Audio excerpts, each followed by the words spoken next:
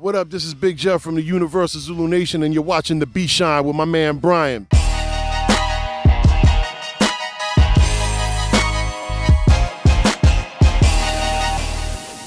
Growing up in New York City, back in the late 70s and the early 80s, there was great music on KTU, not the one that was 103, but it was 92 with Paco.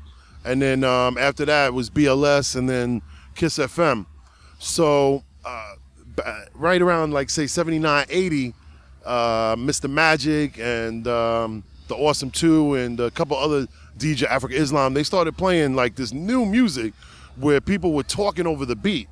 And I was like, wow, what is this, man? It's interesting. So, you know, at first I was like 9, 10 years old, so I didn't really understand it. It wasn't until I got to be 12, 13, and I started hearing songs like The Message and Planet Rock and Sucker MCs that I really began to understand this phenomenon known as hip-hop.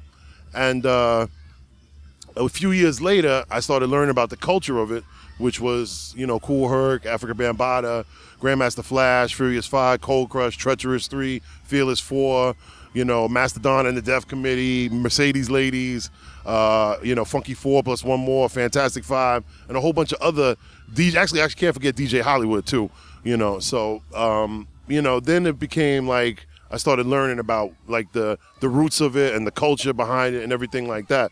So at first, as a young man, a young boy, actually, you know, it was just like, oh, this is new, you know, it's just fresh, it sounds real cool and everything like that. But then I started becoming a fan of it. And, you know, when I really became obsessed with it was 83, 84, when Red Alert and Marley Marl started playing on BLS and Kiss FM, 9 o'clock to 12 on Friday and Saturday. I can't forget Chuck Chill Out as well. The first impact was when Sugar Hill Gang came out with Rapper's Delight. I mean, it was like a 15-minute record, but the DJs used to play 8 minutes of it. And it was just, you know, it sampled Chic's Good Times.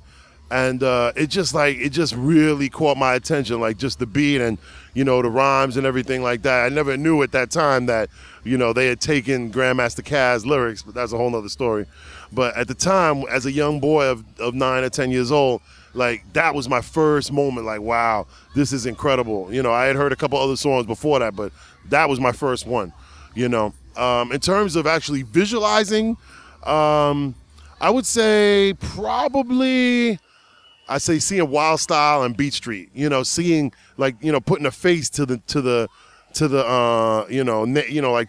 music, because before that, you know, you didn't know what the artist looked like. But then when Wild Style and Beat Street came out, you know, then you could say, like, oh, that's Grandmaster Caz, oh, that's Crazy Legs, oh, that's Soul Sonic Force, that's Bambaataa, that's Kool Herc. You know, so that was, like, amazing to me, because it's like those are the people I grew up listening to, and like I was, like, admiring them and like, oh, okay, now I see what they look like, you know. So just being able to put a face to the music was, like, incredible. This is the first time on air that I'm going to say this, so I'm glad you asked that question. Me and my boys every Sunday at church would get together and go over the playlist of what Red Alert and Marley Marl played. And we decided in 85 to form our own group. We were inspired by Run DMC and by Houdini and by Dougie Fresh and Furious 5 and the Cold Crush and Treacherous 3. So we formed a group called the Top Crew. And so I had never rapped before or rhymed before. I used to do the beatbox, but I started rhyming back in 85, and I wrote my first rhyme. So listening to Red Alert and Chuck Chill Out and seeing groups like Run DMC and Houdini and others really changed my life and influenced me to actually start rhyming myself. How I got involved with promoting was in 1993, 94, and around the turn of the year, I got involved with Zulu Nation. And so from that, I started meeting people and networking, and because I'm tall and I'm friendly, you know, I just started just naturally vibing with people and talking with people. And so a few years later, someone's like, yo, you should be a promoter. You know so many people and you're cool and, you know, you go to all the great parties and stuff like that. You should get paid for what you're doing. So I started promoting.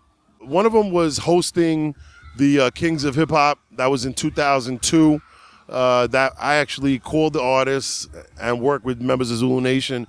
And I actually was the one that hosted the show. and it was on TV. So it was like, you know, going around and people would see me. And I never forget Cut Creator. First time I met him, I'd seen him before, but he was like, "Yo, I seen you on Kings of Hip Hop. I know who you are." I was like, wow, Cut Creator knows who I am based on seeing me on a tape or a video and everything like that. So on that show, I got Soul Sonic Force, The Furious Five, Rob Bass, Crash Crew, Curtis Blow, and Busy B. It was those six they performed. I hosted it, you know. So that was one of my first highlights. You know, there was other stuff I did before that, but that was one of the biggest highlights for me.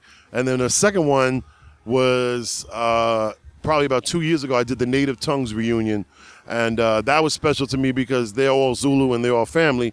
So I had the Jungle Brothers perform. I had Red Alert DJ. Leaders of the New School were there, minus Busta, unfortunately. Drez perform from Black Sheep, and there was about 10 other members from the Native Tongues that were there. So that was a highlight for me, doing that, getting the Native Tongues reunion and having Jungle Brothers perform and having Red Alert DJ. So those are two of my favorite highlights. Every month, I'm always linking somebody up, sometimes every week. You know, like just today, I just linked Lord Finesse with Coke LaRock, who's considered the first MC of hip-hop. They had never met. I mean, Lord Finesse comes out here to Crotona Park every year, at least once or twice a month, and Coke is here every Thursday, and they've never met before. They've seen each other, but they never met. So I'm proud that I can actually say, hey, this is such and such, and, you know, the two of them could shake, exchange numbers, take a picture, or whatever, or just conversate and say, yo, I'm a fan, yo, I appreciate what you did, you know. So that's my biggest accomplishment. I put together hundreds of different artists over the last 10, 15 years, either give them a number or just introduce them to each other. I'm proud to say that I know about 95% of the hip-hop music industry. If you love hip-hop, you have to respect where it came from, right? And so my heart is that I'm trying to create funding so that all the artists in hip-hop, starting from Kool Herc and Hollywood and Flash and Bam on down, make sure that they have Social Security, they have a pension, and that there's a benefit that can go to them if they're in the hospital or a nursing home that will pay to make sure that these guys have money and are taken care of. You know, because, you know, unlike most professions, hip-hop only has a certain shelf life. So when these guys get to be 65, 70, they're probably not going to be performing, whether it's DJing or dancing or MCing. So, you know, a lot of people are living to be 90, 95, or 85.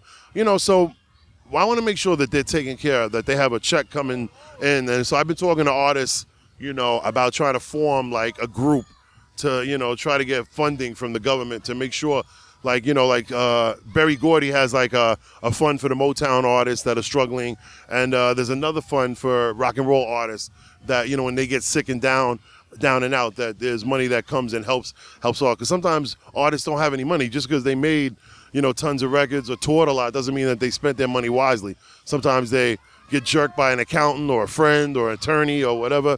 And so some people are broke, even though they've made, you know, millions of dollars in this business. So, you know, I don't judge anybody. You know, if you need help, this is the place to do it. And that's what I want to do, is give back. You know, hip hop was born out of love.